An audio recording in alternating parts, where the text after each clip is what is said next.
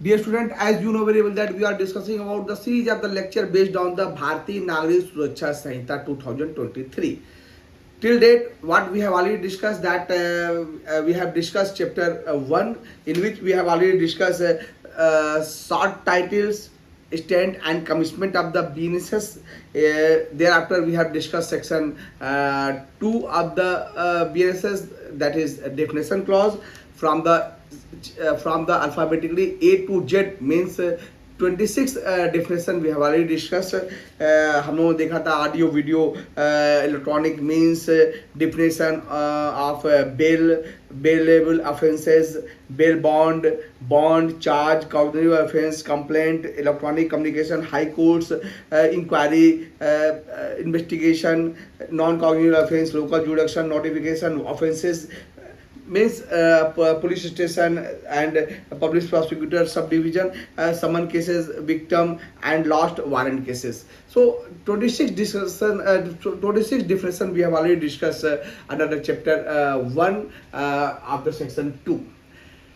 We are now going to move towards the section 3 of the BNSS, which talks about the construction of references.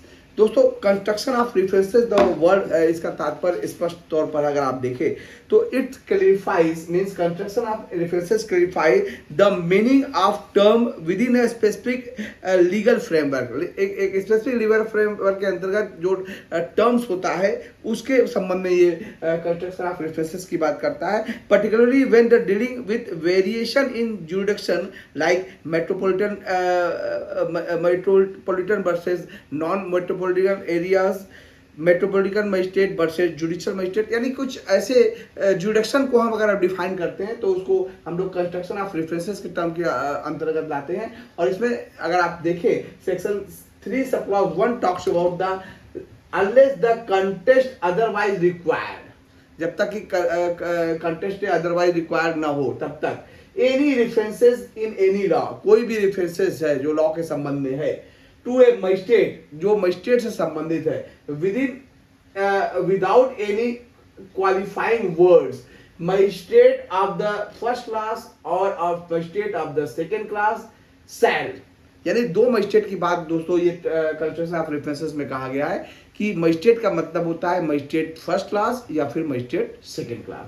In relation to any area, किसी area के संबंध में, be construe as a reference to a judicial magistrate of the first class or the second. ऐसे magistrate को हम लोग judicial magistrate first class या judicial magistrate second class as the case may be exercising jurisdiction in such area. जिस area में ऐसे magistrate जो है अपने जुडिक्शन को एक्सरसाइज करेंगे उस एरिया में उसे जुडिशियल मजिस्ट्रेट फर्स्ट क्लास और judicial magistrate first class second class जो है ये कंस्ट्रक्शन ऑफ रेफरेंसेस के टर्म में माना जाएगा. सेक्शन 3 का सब क्लॉज 2 ये कह रहा है वेयर इन एनी लॉ, जहां पर किसी अन्य विधि के अंतर्गत अदर देन दिस संहिता, इस संहिता के अंतर्गत, इस संहिता के अतिरिक्त the function exercisable by a magistrate relate to matter. दोस्तों यहाँ पर बात की गई है इस संहिता के अंतर्गत जो है और या इस संहिता के इतर जो है जो मजिस्ट्रेट के जो फंक्शन होंगे इसके बारे में बताया गया है. दोस्तों सब क्लास 2 जो है दो मजिस्ट्रेट की बात करता है, जुडिशियल मजिस्ट्रेट और एग्जीक्यूटिव मजिस्ट्रेट, क्योंकि यहाँ जहाँ सेक्शन 3 की बात की गई है यहाँ पर सेक्शन 3 जो है दो तरह के मजिस्ट्रेट की बात करता है. पहला है मजिस्ट्रेट जुडिशियल मजिस्ट्रेट जिसको जुडिशियल मजिस्ट्रेट फर्स्ट क्लास और जुडिशियल मजिस्ट्रेट सेकंड क्लास के नाम से डिनोट करेंगे. और दूसरा है एग्जीक्यूटिव मजिस्ट्रेट जो कि किसी स्पेसिफिक एरिया में कई हो सकते हैं. We will discuss in detail later on. Section 3 का सब क्लॉज 2 का सब क्लॉज 1 ये कह रहा है, दोस्तों ध्यान से सुनिएगा, जहां तक मजिस्ट्रेट की बात है वहां पर ये जुडिशियल मजिस्ट्रेट के संबंध में सेक्शन 2 का ए है और एग्जीक्यूटिव मजिस्ट्रेट का के संबंध में 2 का बी है. 2A means which involve the appreciation और शिफ्टिंग ऑफ एविडेंस और the formulation of any decision which express any person to any punishment or penalty or detention in custody pending investigation, inquiry or trial, or would have the effect of sending him for trial before any court, they shall subject to the provision of this Samhita be exercisable by the judicial magistrate. दोस्तों यहाँ पर judicial magistrate के सारे function बताए गए हैं और यहाँ पर एग्जीक्यूटिव मजिस्ट्रेट के सारे फंक्शन बताए गए। जुडिशियल मजिस्ट्रेट का फंक्शन हम लोग अभी अब ऑलरेडी रीड कर चुके हैं। पहले हम इसको एग्जीक्यूटिव मजिस्ट्रेट के फंक्शन को रीड करेंगे, thereafter we will go for the understanding of all this two subsection. Section 2 का सबसेक्शन बी ये कह रहा है विच आर एडमिनिस्ट्रेशन और एक्सरसाइज एग्जीक्यूटिव इन नेचर। जो एग्जीक्यूटिव मजिस्ट्रेट होगा उसका कार्य एग्जीक्यूटिव इन नेचर होगा, सच एज जैसे कि ग्रांटिंग ऑफ लाइसेंस को ग्रांट करना, द सस्पेंशन और कैंसिल लाइसेंस को ग्रांट करना, लाइसेंस को सस्पेंशन करना, लाइसेंस को कैंसिलेशन करना, सैंक्शनिंग ऑफ प्रोसिक्यूशन को सैंक्शन करना या और विड्रॉइंग फ्रॉम द प्रोसिक्यूशन को विड्रॉ करना। They shall subject to the provision of sub clause A B exercised by the executive magistrate. दोस्तों अगर सेक्शन 3 को अगर हम पूरा का पूरा डिटेल में देखें तो सेक्शन 3 जो है वो 2 प्रकार के मजिस्ट्रेटों की बात करता है और इसके एरिया को वो डिसाइड करता है। एरिया के बारे में अभी हम लोग टेरिटोरियल डिवीजन के बारे में बात करते हैं, तो एरिया के बारे में will discuss in later on. यहाँ पर अगर आप देखें दोस्तों, यहाँ पर एक बात जानने की जरूरत है, वो ये है कि बीएनएसएस के पहले सीआरपीसी अप्लाई करता था और सीआरपीसी में एक और प्रकार का मजिस्ट्रेट को डिनोट किया गया था, वो था मेट्रोपॉलिटन मजिस्ट्रेट, और एक और एरिया को डिस्क्राइब किया था, वो था मेट्रोपॉलिटन एरिया। हर एक मेट्रोपॉलिटन एरिया जो है वो 10 लाख से ज़्यादा जिस क्षेत्र की आबादी होती है उस आबादी के लिए जो है वो उस आबादी के लिए एक मेट्रोपॉलिटन एरिया डिस्क्राइब था और उसके ऊपर जो है उसकी आबादी के लिए वो मेट्रोपॉलिटन मजिस्ट्रेट के सबसे नॉमिनेचर दिया गया था। इस संहिता यानी बीएनएसएस में जो है बीएनएसएस ने जो है वो मेट्रोपॉलिटन एरिया और मेट्रोपॉलिटन मजिस्ट्रेट दोनों को ही वो समाप्त कर दिया है और अब समाप्त कर दिया है। अतः अब यहाँ पर 2 ही प्रकार के मजिस्ट्रेट हैं, वो है जुडिशियल मजिस्ट्रेट और एग्जीक्यूटिव मजिस्ट्रेट। दोस्तों यहाँ पर एक बात जानने की जरूरत है, वो ये है कि जो मेट्रोपॉलिटन एरिया और मेट्रोपॉलिटन मजिस्ट्रेट को समाप्त कर दिया गया क्योंकि उसकी अब जरूरत थी नहीं, क्योंकि 10 लाख की ज़्यादा आबादी जनरली हर क्षेत्र की हो जाती है, तो वहाँ पर अलग से कोई मेट्रोपॉलिटन एरिया और मजिस्ट्रेट बनाने की आवश्यकता पर बल नहीं दिया गया है। यहाँ पर मजिस्ट्रेट इस सेक्शन 3 के पर्पज से मजिस्ट्रेट 2 प्रकार का होता है, वो judicial magistrate first class, judicial magistrate second class, और दूसरा होता है एग्जीक्यूटिव मजिस्ट्रेट। ये 2 ही प्रकार के, और इसी दोनों जुडिशियल मजिस्ट्रेट और एग्जीक्यूटिव मजिस्ट्रेट के फंक्शन को सेक्शन 2 के सब क्लॉज 1 में और सब क्लॉज बी में बताया गया है। जुडिशियल मजिस्ट्रेट का जो दोस्तों जो फंक्शन होता है वो साफ साफ कहा गया है। ये फंक्शन जुडिशियल मजिस्ट्रेट ये करेगा कि जितने भी इंक्वायरी से मैटर रिलेटेड है, ट्रायल से मैटर रिलेटेड है, इन्वेस्टिगेशन से मैटर रिलेटेड है, या कोर्ट प्रोसीडिंग से सारे जो मैटर रिलेटेड है, यहाँ पर दिखाया गया है दोस्तों, एनी पनिशमेंट और पेनाल्टी और detention, custody, pending investigation, inquiry, trial, ये सारे मैटर जो है जो जुडिशियल मजिस्ट्रेट देखेगा। जहाँ पर कि ओथ पर वो विटनेस का शपथ दिलाएगा और विटनेस को का स्टेटमेंट लेगा, ये सारी चीज़ें जो है जुडिशियल मजिस्ट्रेट करेगा। जहाँ तक एग्जीक्यूटिव मजिस्ट्रेट की बात अभी मैंने बताया था, एग्जीक्यूटिव मजिस्ट्रेट का काम होगा एग्जीक्यूटिव नेचर होगा, जैसे इसका नाम से ही पता है एग्जीक्यूटिव मजिस्ट्रेट है। ये जो है लाइसेंस के ग्रांटेड, यानी कि शराब का लाइसेंस हुआ या फिर वेपन का लाइसेंस हुआ, ये लाइसेंस ग्रांट करेगा, सस्पेंशन कर सकता है और कैंसिलेशन कर सकता है, या फिर प्रोसिक्यूशन, सैंक्शनिंग ऑफ प्रोसिक्यूशन और विड्रॉल फ्रॉम द प्रोसिक्यूशन को सैंक्शन दे सकता है, प्रोसिक्यूशन चलाने के लिए सैंक्शन दे सकता है, प्रोसिक्यूशन को विड्रॉ करने का सैंक्शन दे सकता है। ये सारे कार्य जो है वो एग्जीक्यूटिव मजिस्ट्रेट करता है। यानी कि सेक्शन 3 में 2 प्रकार की बातें कही गई है। पहला है एरिया को डिफाइन किया है, जहां पर कि जुडिशियल मजिस्ट्रेट अपने कार्यों को अपने पावर का इस्तेमाल करेगा, और उस मजिस्ट्रेट को बताया गया है कौन कौन से मजिस्ट्रेट जो है वो इस संहिता के अंतर्गत बनाए गए हैं। 2 प्रकार के मजिस्ट्रेट बनाए गए हैं, judicial magistrate, executive magistrate. Judicial magistrate भी 2 प्रकार के होते हैं, जुडिशियल मजिस्ट्रेट फर्स्ट क्लास और जुडिशियल मजिस्ट्रेट सेकंड क्लास।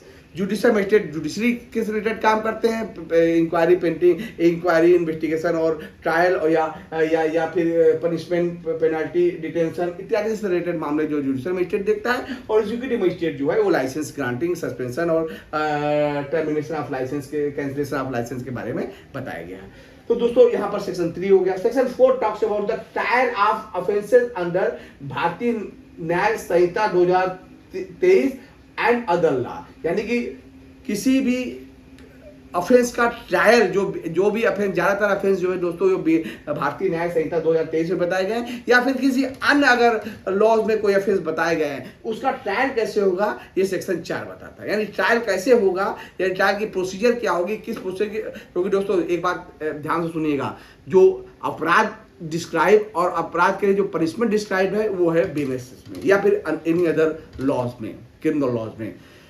उस सजा तक कैसे पहुंचाया जाएगा, यानी कौन से प्रोसीजर फॉलो करके उसको सजा दिलाई जाएगी, ये बात बताता है भारतीय नागरिक सुरक्षा संहिता में। या कोई अदर लॉज में कोई प्रोसीजर बताया गया है तो उस प्रोसीजर को वो फॉलो करेगा, ये बात सेक्शन 4 ये बताता है। सेक्शन 4 का सब क्लॉज 1 देखें दोस्तों, ऑल ऑफेंसेस अंडर द भारतीय न्याय संहिता 2023 shall be investigated, inquiry into, tried and otherwise dealt with the according to the provision herein contained। यानी कि सारे ऑफेंसेस जो BNS 2023 में जितने भी ऑफेंसेस बताए गए उसका ट्रायल जो है वो, उसका इन्वेस्टिगेशन, इंक्वायरी और ट्रायल जो है वो BNSS के तहत, भारतीय नागरिक सुरक्षा संहिता के तहत चलेगा, पहली बात। दूसरी बात है all offence under any other law, या बीएनएस के तहत जिसका होगा वो तो बीएनएस में जो अपराध है वो बीएनएस के तहत उसका ट्रायल होगा, और एनी अदर लॉ जो कि बीएनएस के इधर अगर कोई लॉ है जैसे इलेक्ट्रिसिटी एक्ट है, एनआईए एक्ट है या कोई और पॉस्को एक्ट है, इसमें अगर कोई ऑफेंस डिस्क्राइब किया गया है, यानी any all offences any other law shall be investigated, inquiry into, tried and otherwise dealt with the according with the state provision but subject to any enactment for the time being in force regulating the manner or place or investigating, inquiry into, trying or otherwise dealing with such offenses। दोस्तों यहाँ पर एक बात समझने वाली बात है दोस्तों, दैट इज वेरी इंपॉर्टेंट, कि यहाँ पर बात स्पष्ट की गई है कि जब कोई ऑफेंसेस या तो भारतीय न्याय संहिता 2023 में या किसी अन्य के तहत हुआ है तो पहला है कि उसका ट्रायल, इन्वेस्टिगेशन और इंक्वायरी जो है बीएनएस के तहत होगा। लेकिन सवाल उठता है कि अगर कोई क्राइम बीएनएस में डिफाइन है और वो कमिट किया जाता है, और तो यदि वो वही क्राइम किसी अनस्पेसिफाइड लॉज में भी डिस्क्राइब है, जैसे दोस्तों मान लीजिए एक एग्जाम्पल देखिए दोस्तों, बीएनएस 2023 में रेप को परिभाषित किया गया है, साथ ही साथ गैंग रेप को भी बताया गया है। लेकिन अगर आप पॉस्को एक्ट देखें जो स्पेसिफिक एक्ट है, जो स्पेसिफिक पर्पस से पारित किया गया है, बच्चों के सेक्सुअल ऑफेंस से रिलेटेड मामले के लिए पारित किया गया है, उसमें भी गैंग रेप लड़कियों के संबंध में बताया गया है। तो यहाँ पर स्पेसिफिक लॉज है, तो if there is any conflict between the specific laws and the BNS then specific the provision of the specific law shall be prevail. यही बात सेक्शन 4 का सब क्लॉज 2 ये कह रहा है।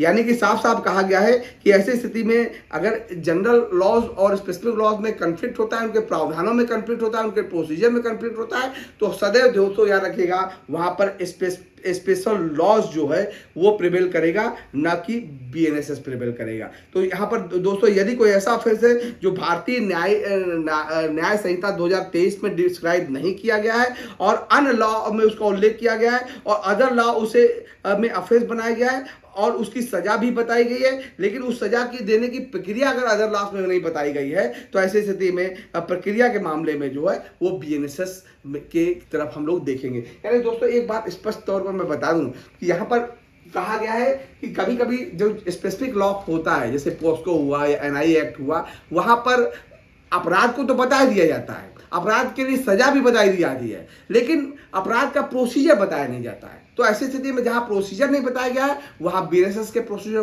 फॉलो किया जाएगा, और जहां कोई स्पेसिफिक प्रोसीजर बताया गया है वहां स्पेसिफिक प्रोसीजर जो है वो प्रिवेल करेगा बीएनएसएस के ऊपर।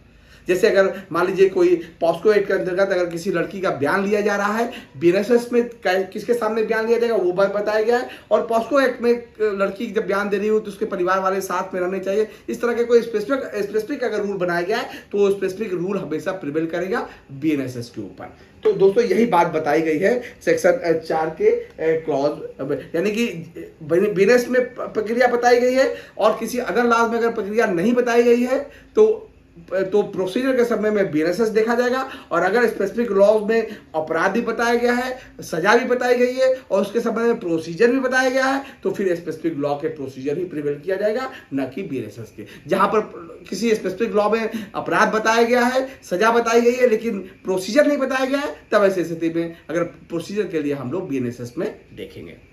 ये बात बताई गई है। अब दोस्तों यहाँ पर आता है कि स्पष्ट, यानी इस बात से स्पष्ट है कि कब बीएनएसएस प्रिवेल नहीं करेगा। यदि कोई स्पेसिफिक एक्ट बनाया गया है और वहाँ पर अपराध के लिए सजा बताई गई है, तो बीएनएसएस में जैसे गैंग रेप के लिए पनिशमेंट डेथ पेनाल्टी है और कोर्ट ऑफ सेशन ये दे सकता है यदि हाई कोर्ट को इसे कंफर्म कर, यानी कि अगर आप देखिए बीएनएसएस में कहा गया है कि अगर ट्रायल जो है वो गैंग रेप पर चल रहा है, तो ऐसी स्थिति में कोर्ट ऑफ सेशन को पावर है कि वो चाहे तो उसे सजाए मौत दे सकता है। अगर कोर्ट ऑफ सेशन सजाए मौत देता है तो हाई कोर्ट उसे कंफर्म करती है। लेकिन यदि किसी छोटे बच्चे के खिलाफ कोई गैंग रेप होता है, तो ऐसी स्थिति में पॉस्को एक्ट के अंतर्गत उसका प्रोसीजर बताया गया है और उस प्रोसीजर के अंतर्गत कोई स्पेशल कोर्ट, अगर पॉस्को एक्ट के अंतर्गत कोई स्पेशल कोर्ट बनाया गया है, तो वो उस स्पेशल कोर्ट को वो सजा देने का अधिकार है जो भी पॉस्को एक्ट में बताया गया है। इसके लिए ये नहीं देखा जाएगा कि उसको पावर है कि नहीं। स्पेशल कोर्ट जो है वो किसी स्पेशल एक्ट के तहत बनाया जाता है और उसको सारे पावर वेस्ट किए जाते हैं। अगर कोई पॉस्को का मामला है, यानी छोटे बच्चे के अफेंस रिलेटेड मामला है, तो ऐसी स्थिति में अगर बीएनएसएस के अंतर्गत कोई और कोर्ट को किसी जज को पावर है, तो वो जज उस मामले को नहीं सुनेगा, बल्कि ये स्पेशल कोर्ट ही वो मामले को सुनेगा। बीएनएसएस सही प्रकार के अपराध जैसे चोरी डकैती लूट इत्यादि बताए गए हैं तो वो उसके लिए बीएनएसएस के अन्य कोर्ट अप्लाई करता है। लेकिन अगर कोई स्पेसिफिक एक्ट के अंतर्गत कोई स्पेसिफिक क्राइम हुआ है, जैसे पॉस्को के अंतर्गत, तो इसके लिए अगर कोई स्पेशल कोर्ट सरकार ने बना रखी है, तो स्पेशल कोर्ट में ही सारा child sexual offence against child चलेगा, किसी और कोर्ट में वो मामला नहीं चलेगा। तो दोस्तों यही सारी प्रक्रिया जो है वो सेक्शन 4 में बताई गई है कि कब और किन परिस्थितियों में बीएनएसएस के अंतर्गत प्रक्रिया चलेगी और कब किस अंतर्गत अगर किसी स्पेशल कोर्ट बनाई गई है, स्पेशल एक्ट बनाया गया है, तो उसके संबंध में कौन सी प्रक्रिया चलेगी, ये सेक्शन 4 में हम लोगों ने स्पष्ट कर दिया है। सेक्शन 5 बता रहा है दोस्तों, nothing contain in this Samhita shall in the absence of a specific provision to the contrary affect any special or local laws for the time being in force or any special jurisdiction or power confer or any special form of the procedure prescribed by any other law for the time being in force। दोस्तों अभी जो हम लोग बात कर रहे थे कि बीएनएसएस 2023 में अगर किसी अदर लॉज में कोई स्पेशल लॉ या कोई लोकल लॉज को, जैसे कि लोकल लॉज है या दो प्रकार के लॉज हो सकते हैं दोस्तों, या तो बीएनएसएस के इतर 2 प्रकार के लॉज हो सकते हैं, या तो लोकल लॉज होगा या फिर स्पेशल लॉज होगा। अगर लोकल लॉज का मतलब है, मान लीजिए लैंड कंट्रोल हो गया, लैंड रेवेन्यू का लॉ हो गया, उसे लोकल लॉ कहेंगे। और स्पेशल लॉ का मतलब होता है जैसे पॉस्को एक्ट हुआ, डोमेस्टिक वायलेंस एक्ट का कोई कोर्ट हुआ, तो उसको ऐसे स्थिति में एनआईए का एक्ट कोई कोर्ट हुआ, या एमपी एमएलए से संबंधित में अलग से कोर्ट कई डिस्ट्रिक्ट में है। तो अगर स्पेशल लॉ के अंतर्गत कोई स्पेशल कोर्ट बना है उसके संबंध में, या लोकल लॉज में कोई कोर्ट बना है, लैंड रेवेन्यू का अलग से कोर्ट बना है, तो उसके अंतर्गत में ये स्पेशल एक्ट के प्रावधान ही अप्लाई करेंगे, स्पेशल एक्ट के प्रोसीजर अप्लाई करेंगे, न कि बीएनएसएस के प्रोसीजर वहां अप्लाई करेंगे जहां कोई स्पेशल एक्ट नहीं है या फिर स्पेशल एक्ट में कोई प्रक्रिया नहीं बताई गई, तभी बीएनएसएस अप्लाई करेगा। अदरवाइज स्पेशल एक्ट में अगर कोई प्रक्रिया बनाई गई है तो स्पेशल एक्ट की प्रक्रिया या स्पेशल एक्ट के प्रावधान ही अप्लाई करेंगे, बीएनएसएस के प्रावधान अप्लाई। सीधी सी बात है, जहां स्पेशल है तो जाहिर सी बात है जनरल लॉ के ऊपर प्रिवेल करेगा। अब दोस्तों चैप्टर 2 में बात की गई है constitution of the criminal code on offences. पूरे बीएनएसएस में जितने भी ऑफेंसेस होते हैं उस जिसका की प्रोसीजर चलेगा वो उसके संबंध में बात की गई। 4 कोड की दोस्तों बात की गई। यहाँ पर देखिए कोर्ट ऑफ 4 कोड में कौन कौन से हो गए, ये बात हम लोग लोअर कोर्ट की गए। सबसे ऊपर सुप्रीम कोर्ट, उसके नीचे प्रत्येक डिस्ट्रिक्ट में हाई कोर्ट, और हाई कोर्ट के नीचे वाला कोर्ट की बात की गई है court of session, judicial magistrate of first class, judicial magistrate of second class और एग्जीक्यूटिव मजिस्ट्रेट। यानी 2 जो सेक्शन 3 में हम लोग बात कर रहे थे, 2 जुडिशियल मजिस्ट्रेट की बात कर रहे थे, जुडिशियल मजिस्ट्रेट और एग्जीक्यूटिव मजिस्ट्रेट। यहाँ पर भी बात की गई है जुडिशियल मजिस्ट्रेट और लास्ट है एग्जीक्यूटिव मजिस्ट्रेट। तो ये पूरे के पूरे अगर बीएनएसएस को देखें तो ये लोअर कोर्ट के स्तर में 4 कोर्ट दोस्तों ये काम कर रहा है। फर्स्ट है कोर्ट ऑफ सेशन। दोस्तों यहाँ पर अगर आप थोड़ा सा डिटेल में जाएं, अभी हम लोग we will discuss in detail when we are discussing about the court of session. Court of session में भी पहले 3 प्रकार के जज हुआ करते थे, सेशन जज, एडिशनल सेशन जज और असिस्टेंट सेशन जज। बीएनएसएस में असिस्टेंट सेशन जज को हटा दिया गया। आप पे 2 प्रकार के जज होते हैं, सेशन जज और एडिशनल सेशन जज। जहां तक जुडिशियल मजिस्ट्रेट फर्स्ट क्लास की बात है, जुडिशियल मजिस्ट्रेट फर्स्ट क्लास के ऊपर एक और मजिस्ट्रेट हुआ करता था जिसको वो लोग कहते थे चीफ जुडिशियल मजिस्ट्रेट। वो अभी भी बीएनएसएस में है, यानी कि सीजीएम का कोर्ट होता है, कोर्ट ऑफ सेशन होगा, फिर एडिशनल कोर्ट ऑफ सेशन, फिर असिस्टेंट कोर्ट ऑफ सेशन को डिलीट कर दिया गया बीएनएसएस में। उसके बाद चीफ जुडिशियल मजिस्ट्रेट सीजीएम, उसके बाद जुडिशियल मजिस्ट्रेट फर्स्ट क्लास, उसके बाद जुडिशियल मजिस्ट्रेट सेकंड क्लास और लास्ट में जो है एग्जीक्यूटिव मजिस्ट्रेट का कोर्ट आता है। ये तो कोर्ट की हायरार्की हो गई लोअर कोर्ट के स्तर पर। दोस्तों अगर आप देखें तो अगर सबसे लास्ट जो समझने वाली बात है दोस्तों, section 7 talks about the territorial division. इसे लॉ के स्टूडेंट बहुत ही ध्यान से समझिएगा दोस्तों, क्योंकि टेरिटोरियल डिवीजन में लॉ के स्टूडेंट काफी कंफ्यूज करते हैं। Every state shall have a session और shall consist of the session division. प्रत्येक स्टेट जो है वो सेशन डिवीजन में बांटा जाएगा। And every session division shall for the purpose of the संहिता। इस संहिता के अंतर्गत प्रत्येक सेशन डिवीजन जो है उसे डिस्ट्रिक्ट और डिस्ट्रिक्ट या तो एक डिस्ट्रिक्ट या अनेकों डिस्ट्रिक्ट में बांटा जाएगा। जैसे दोस्तों ध्यान देखिएगा, एक स्टेट सबसे बड़ा हो गया स्टेट, मान लीजिए अगर आप उत्तर प्रदेश को देखें तो उत्तर प्रदेश बहुत बड़ा स्टेट है, इसको हम लोगों ने डिवीजन में बांटा गया। यहाँ देखिएगा स्टेट को हम लोगों ने कई डिवीजन में बांट दिया है, 1 2 3 4 डिवीजन में बांट दिया। ये जो बात की गई इसे हम लोग डिवीजन कहेंगे या सेशन डिवीजन कहेंगे, यानी कि एक स्टेट 3 या 4 या 5 सेशन डिवीजन में बटा होगा। जैसे ध्यान से दोस्तों देखिएगा, एक स्टेट है, 1 डिवीजन, 2 डिवीजन, 3 डिवीजन, 4 डिवीजन, और प्रत्येक डिवीजन को जो है फिर डिफरेंट डिस्ट्रिक्ट में बांटा जा सकता है। जैसे बात किया गया था, the state government may after consultation with the high court alter the limits और the number of the sub division और द एंड द डिस्ट्रिक्ट। यानी कि और तीसरा देखिए दोस्तों, the state government may after consultation with the high court divide any district into sub division, ये बात करेंगे, and may alter the limit और the number of sub division.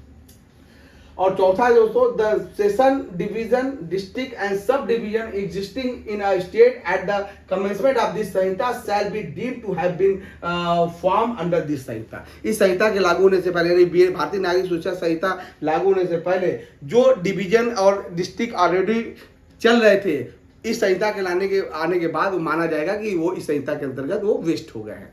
अब आइए दोस्तों, इसको ध्यान से सुनिएगा दोस्तों, ये बहुत ही चारों सेक्शन इस डायग्राम से आपको स्पष्ट हो जाएगा। सबसे पहले बात करता है, प्रत्येक स्टेट जो है वो सेशन डिवीजन में बटेगा। यहाँ पर every state shall be a session और shall consist of the session division. यानी कि अगर आप इसे देखें तो हमने एक स्टेट है, उत्तर प्रदेश स्टेट है, इसको हम लोग एक division 1, session division 1, session division 2, session division 3, session division 4 के नाम से डिफरेंट डिवीजन में बांट दिया है। अब आइए दोस्तों यहाँ पर देखिएगा, क्यों ये सब क्यों किया जा रहा है दोस्तों, ताकि हर एक कोर्ट का जुरिडिक्शन तय किया जाए, कितने एरिया तक उसका जुरिडिक्शन होगा। यानी कि एक यूपी में जो है स्टेट में कई डिवीजन बांटा जाएगा। जैसे कि अगर मान लीजिए अगर आप देखें बनारस, जौनपुर, सुल्तानपुर, गाजीपुर, इसको बना के एक डिवीजन बताया गया है। लखनऊ, बाराबंकी, सीतापुर, लखीमपुर, इसको बना के दूसरा डिवीजन बना दिया गया। यानी कई डिस्ट्रिक्ट को मिलाकर डिवीजन बनाया गया है। और डिवीजन और एक डिवीजन में कई डिस्ट्रिक्ट, एक डिवीजन को कई डिस्ट्रिक्ट में बांटा गया है। यानी कि देखिए लखनऊ, कानपुर, या फिर आप देखिए इधर ये पूरा एरिया जो है सीतापुर का, लखीमपुर का, इस तरह से हो सकता है कि स्टेट गवर्नमेंट डिसाइड करे कि एक डिस्ट्रिक्ट को एक डिवीजन को कई डिस्ट्रिक्ट में बांटना है, और हर एक डिस्ट्रिक्ट में जो है एक या एक से ज्यादा सेशन कोर्ट बना सकती है। यानी डिवीजन, पहले स्टेट को डिवीजन में बांटा जाएगा, डिवीजन को डिस्ट्रिक्ट में बांटा जाएगा, और फिर डिस्ट्रिक्ट को सब डिवीजन में बांटा जाएगा। दोस्तों ये सब डिवीजन में ही जुडिशियल मजिस्ट्रेट बैठता है, ध्यान रखिएगा दोस्तों। डिवीजन में सेशन डिवीजन में हर एक सेशन डिवीजन में हर एक सेशन जज बैठेगा। सेशन जज के अंतर्गत डिस्ट्रिक्ट में बैठेगा, सेशन जज ही डिस्ट्रिक्ट में बैठेगा, और डिस्ट्रिक्ट को डिवीजन में बांटा जाएगा। इसी डिवीजन में judicial magistrate first class, second class और एग्जीक्यूटिव मजिस्ट्रेट में, दोस्तों यहाँ पर एग्जीक्यूटिव मजिस्ट्रेट या जुडिशियल मजिस्ट्रेट बैठता है। उसके बाद सब डिवीजन को भी हम लोग तहसील में बांट सकते हैं, तहसील को हम लोग नायब तहसील में बांट सकते हैं, नायब तहसील को हम लोग म्यूनिसिपैलिटी में बांट सकते हैं, और म्यूनिसिपैलिटी को बाद में जो है उसे विलेज में बांट सकते हैं। म्यूनिसिपैलिटी या पंचायत में बांटेंगे या फिर विलेज में बांटेंगे। इस तरह से अगर आप देखें दोस्तों, पुनः मैं बता दूं हायरार्की ऊपर से, सबसे पहले स्टेट को हम लोग डिवीजन में बांटेंगे, सेशन डिवीजन में, उसके बाद फिर डिस्ट्रिक्ट में बांटेंगे, उसके बाद सब डिवीजन में बांटेंगे जहां जुडिशियल मजिस्ट्रेट और एग्जीक्यूटिव मजिस्ट्रेट बैठेगा, उसके बाद तहसील में बांटेंगे, उसके बाद नायब तहसील में बांटेंगे, उसके बाद म्यूनिसिपैलिटी या पंचायत में बांटा जाएगा, और लास्ट में जो है वो विलेज में बांटा जाएगा। तो ये जब विलेज में जो है, विलेज म्यूनिसिपैलिटी में नायब तहसीलदार, तहसील में नायब तहसीलदार बैठता है, तहसील में तहसीलदार बैठता है, सब डिवीजन में जुडिशियल मजिस्ट्रेट बैठते हैं, डिस्ट्रिक्ट में सेशन डिवीजन को जज बैठता है, और डिवीजन में भी सेशन जज और एडिशनल सेशन जज बैठता है। तो इस तरह से पूरा का पूरा, और ये और इस संहिता में बताई गई है कि हर एक सेशन जो जुडिशियल मजिस्ट्रेट फर्स्ट क्लास होगा, उसके एरिया को state government with the consultation of the high court describe करेगी कि एक जुडिशियल मजिस्ट्रेट सब डिवीजन में आने वाले पहले जुडिशियल मजिस्ट्रेट या second judicial magistrate, third judicial magistrate का लोकल एरिया कितना होगा, सेशन कोर्ट का लोकल एरिया कितना होगा, एक डिवीजन का लोकल एरिया कितना होगा, ये सभी चीज़ें जो है, या एग्जीक्यूटिव मजिस्ट्रेट का लोकल एरिया कितना होगा, ये सभी चीज़ें जो है वो यहाँ पर बात किया गया है। स्टेट गवर्नमेंट जो है वो after consultation with the high court, state government plus high court ये कंसल्टेशन करके ये लिमिट और number of the sub division, कितने डिवीजन में बांटा जाएगा, कितने डिस्ट्रिक्ट को कितने डिवीजन में बांटा जाएगा, ये सारी भी चीजें जो है state government with the consultation of the high court जो है वो एरिया लिमिट करती है, एरिया को नोटिफाई करती है, और उसी एरिया में जो है कोर्ट जो है अपने यानी judicial magistrate first class, second class, executive magistrate या चीफ जुडिशियल मजिस्ट्रेट या सेशन कोर्ट, ये सारे अपने एरिया के अंतर्गत जो है वो कार्य करते हैं। तो दोस्तों ये आई थिंक दैट कि पूरा सेक्शन 3, सेक्शन 4 और सेक्शन 5 और 6 जो है आपको अच्छी तरह से समझ में आ गया होगा। Thank you very much.